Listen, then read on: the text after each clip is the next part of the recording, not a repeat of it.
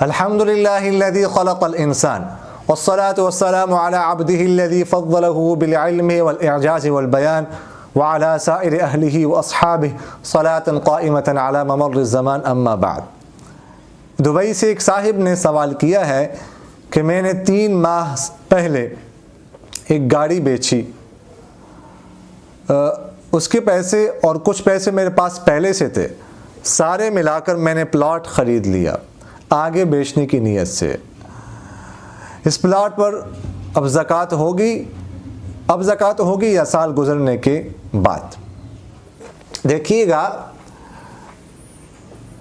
جو پلاٹ آپ نے خریدا ہے، اگر آپ کے پاس پہلے سے پیسے موجود ہیں، صاحب نصاب ہیں، تو ان پیسوں پر جب سال گزرے گا تو اس کی زکوٰۃ ادا کرتے ہوئے یہ پلاٹ جو ہے، اس کی بھی آپ جو مالیت ہے اس کی بھی زکوٰۃ ادا کریں گے، اس لیے کہ آپ نے یہ آگے بیچنے کی نیت سے خریدا ہے۔ 4 چیزیں جو ہوتی ہیں نا، ان کو آپس میں ضم کیا جاتا ہے، ان کو آپس میں ملایا جاتا ہے: سونا، چاندی، نقدی اور مال تجارت۔ اگر ان میں سے ایک چیز بندے کے پاس ہو سال کے شروع میں اور دوسری چیز سال کے درمیان میں آ جائے تو ان دونوں کو ملایا جائے گا۔ جب پہلی چیز پر زکوٰۃ ادا کریں گے تو دوسری چیز جو بعد میں آئی ہے اس کی زکوٰۃ بھی اس کے ساتھ ہی ادا کریں گے، چاہے 6 ماہ بعد آئیے، 8 ماہ بعد آئیے، چاہے زکوٰۃ ادا کرنے سے پہلے 1 دن پہلے آئی ہے۔ اور دوسری بات یہ کہ پلاٹ جو ہے، یہ دیکھیے گا، اس کی 3 صورتیں ہیں۔ ایک تو ہے انسان جب پلاٹ خریدتا ہے اس وقت اس کی نیت ہے کہ آگے اس کو سیل کروں گا، بیچوں گا، لیکن جب زکوٰۃ کا وقت آتا ہے تو اس وقت اس کی نیت بدل گئی کہ اب اس کو بیچنا نہیں ہے، اپنے پاس رکھنا ہے، اس پر اپنا ذاتی مکان بنانا ہے یا مکان بنا کے رینٹ پہ دینا ہے، پلاٹ کو آگے بیچنے کی نیت نہیں ہے، تو اس صورت میں پلاٹ کی قیمت پر زکوٰۃ نہیں۔ دوسری صورت یہ ہے کہ خریدتی وقت تو آگے بیچنے کی نیت نہیں تھی، تجارت کی نیت نہیں تھی، لیکن جب زکوٰۃ کا وقت آیا تو اب آگے بیچنے کی نیت ہے، زکوٰۃ کی نیت بن گئی، اب تجارت کی نیت بن گئی، تو اب بھی اس پر زکوٰۃ واجب نہیں ہے۔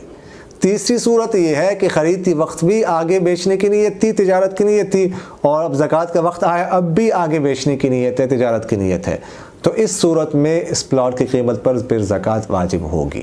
تو پہلی 2 صورتوں میں زکوٰۃ واجب نہیں ہوگی، تیسری صورت میں پھر اس پر زکوٰۃ واجب ہوگی۔ ندیم خان بھائی نے پوچھا ہے کہ اگر کسی سے رمضان کے روزے کی حالت میں امبستری ہو جائے تو آپ نے بتایا کہ وہ 60 روزے رکھے گا، اگر کوئی روزے نہ رکھ سکتا ہو تو وہ کیا کرے گا؟ دیکھیے گا، ہر کوئی یہ کہتا ہے کہ میں روزے نہیں رکھ سکتا، یہ تو ہر کوئی کہے گا، تو اگر کوئی روزے رکھ سکتا ہے تو وہ روزے ہی رکھے، ٹھیک ہے، 60 روزے رکھے مسلسل، 60 روزے رکھے گا کفارہ کے طور پر، اور ایک جو ہے نا وہ روزہ رکھے گا قضا کے طور پر۔ البتہ اگر کوئی واقعی نہیں رکھ سکتا روزے تو پھر اس صورت میں اس کے لیے یہ ہے کہ وہ 60 مسکینوں کو 2 وقت کا کھانا کھلائے۔ عام طور پہ علماء فرماتے ہیں کہ جو امیر بندہ ہو تو اس کو کہنا چاہیے کہ آپ روزے رکھیں، وہ کفارہ ادا کرنا چاہیے جس میں مشقت ہو، اور جو غریب ہے اس کو یہ کہنا چاہیے کہ آپ جو ہے نا وہ کھانا کھلا دیں۔ جو روزے نہیں رکھ سکتا تو پھر وہ کھانا کھلائے گا۔ ظفر خان صاحب نے پوچھا ہے کہ بچوں اور بچیوں کی شادی کے لیے جو پیسے جمع کیے جاتے ہیں کیا اس پر زکوٰۃ واجب ہوتی ہے؟ دیکھیے گا، بچے اور بچیوں کے شادی تو شریعت میں بڑی ہی سادی سی ہے، ہم نے اس کو مشکل بنایا ہوا ہے کہ ہم نے بچی کو جہیز میں یہ دینا ہے، وہ دینا ہے، جی جہیز 5-6 لاکھ کا جہیز دینا ہے، 10 لاکھ کا جہیز دینا ہے، گاڑی دینی ہے، موٹر سائیکل دینی ہے، ٹی وی دینا ہے، فریج دینی ہے، یہ چیز دینی ہے، وہ چیز دینی ہے، اتنے لاکھ کا فرنیچر دینا ہے۔ شریعت نے تو بالکل سادی سی رکھی ہے شادی، بس اس میں تو کوئی تکلفات نہیں، یہ تکلفات تو ہم نے خود بنائی ہو، تو اس لیے اس طرح کے جو پیسے ہوں گے جو جمع کیے جاتے ہیں اس پر اگر سال گزر جائے گا تو اس کی زکوٰۃ واجب ہوگی، زکوٰۃ ادا کرنی پڑے گی۔ ڈاکٹر قاسم گل صاحب نے پوچھا ہے کہ میرا ذاتی گھر نہیں ہے، میں گھر بنانے کے لیے پیسے جمع کر رہا ہوں، کیا ان پیسوں پر زکوٰۃ واجب ہے؟ فقہاء نے لکھا ہے کہ اگر کسی کے پاس ذاتی گھر نہ ہو اور وہ گھر بنانے کے لیے پیسے جمع کر رہا ہو تو ان پیسوں پر زکوٰۃ واجب نہیں ہے، اس لیے کہ گھر جو ہوتا ہے نا، گھر یہ بھی حوائج اصلیہ میں شامل ہے، تو زکوٰۃ ان پیسوں پر واجب ہوتی ہے جو حوائج اصلیہ سے زائد ہو، تو گھر چونکہ حوائج اصلیہ میں شامل ہے اس لیے ایسے پیسوں پر زکوٰۃ واجب نہیں ہوگی۔ نصیر بھائی نے پوچھا ہے کہ تراویح لاؤڈ سپیکر میں پڑھانا ٹھیک ہے کہ نہیں. یہ لاؤڈ سپیکر میں تراویح پڑھانا یہ درست نہیں ہے، اس لیے کہ جو آواز جو ہے، جو تلاوت اس طرح ہوتی ہے جو لوگوں کو سنانا جس کا مقصود ہوتا ہے تو اس کا سننا واجب ہوتا ہے. تو لاؤڈ سپیکر میں تراویح کا مقصد یہی ہوتا ہے.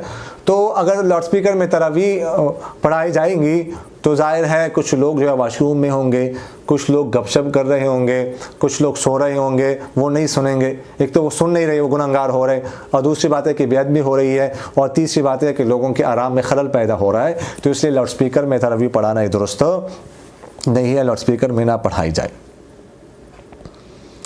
ایک صاحب نے پوچھا ہے کہ صدقہ فطر کس شخص پر واجب ہوتا ہے؟ اگر غریب ہو اس کا کیا حکم ہوگا؟ صدقہ فطر اور زکوٰۃ کا نصاب تقریباً برابر ہے، بس ایک چیز میں فرق ہے. باقی جس پر زکوٰۃ واجب ہوتی ہے اس پر صدقہ فطر واجب ہوتا ہے. لیکن زکوٰۃ کے وجوب کے لیے 4 چیزوں کا ہونا ضروری ہے: سونا، چاندی، نقدی یا مال تجارت. نقدی اور مال تجارت اتنا ہو جس کی قیمت 52.5 تولے چاندی تک پہنچتی ہو. لیکن صدقہ فطر میں اور قربانی میں ایک اضافی چیز ہے، وہ یہ ہے اس کے نصاب میں کہ یہ 4 چیزیں اور ضرورت سے زائد اتنا سامان ہو کہ جس کی قیمت 52.5 تولے چاندی تک پہنچتی ہو. اگر اتنا سامان بھی کسی کے پاس ضرورت سے زائد ہے جس کی قیمت 52.5 تولے چاندی تک پہنچتی ہو تو اس پر صدقہ فطر بھی واجب ہے، اس پر قربانی بھی واجب ہے. تو باقی تو صدقہ فطر اور زکوٰۃ کا نصاب ایک ہے، لیکن یہ تھوڑا سا اس میں فرق ہے. باقی کوئی غریب شخص ہے جس کے پاس یہ چیزیں نہیں ہیں تو اس پر صدقہ فطر بھی واجب نہیں ہے. بعض لوگ یہ سمجھتے ہیں کہ ہر ایک نے صدقہ فطر دینا ہوتا ہے، ہر ایک پر واجب ہے، چاہے امیر ہو یا غریب ہو. تو یہ بات نہیں ہے، غریب شخص پر واجب نہیں ہوتا. اقول قولی هذا استغفر الله لي ولكم ولسائر المسلمين فاستغفروه انه هو الغفور. میرا دل بدل دے، میرا دل بدل دے، میرا دل بدل دے، میرا دل بدل دے.